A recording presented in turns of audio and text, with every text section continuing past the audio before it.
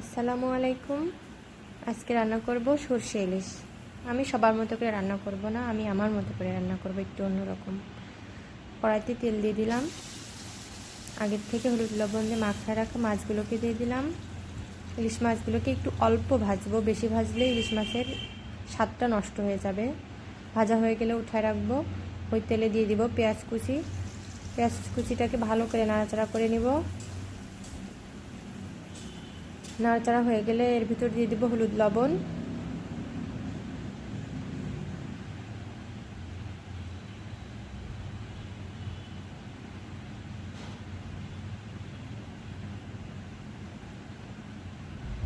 এখন দিয়ে দিব পেঁয়াজ বাটা।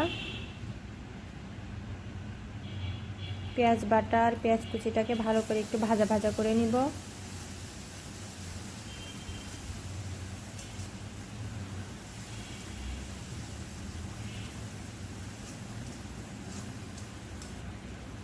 এখন আমি এখানে দিয়ে দিব কাঁচামরিচ বাটা।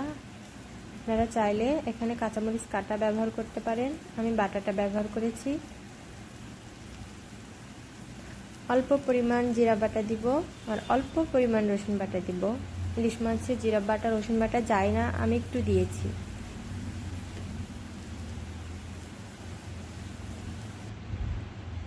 আপনারা চাইলে জিরা বাটা রসুন বাটা স্কিপ করতে পারেন।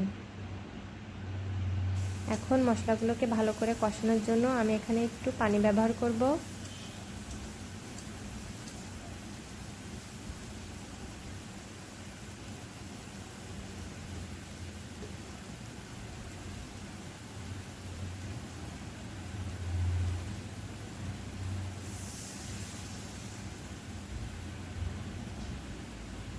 পানি দিয়ে মশলাগুলোকে একটু নাড়াচাড়া করে ঢাকনা দিয়ে ঢেকে দিব।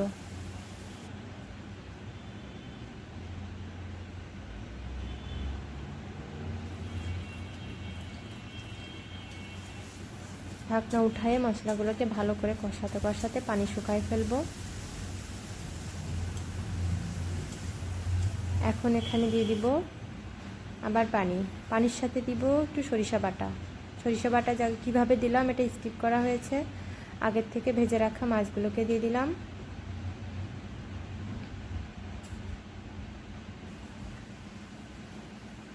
উঠায় একটু নাড়াচাড়া করব। সরিষা বাটাটা আমি কিভাবে দিলাম এটা আমি অন্য একটা ভিডিওতে দেখাই দিব।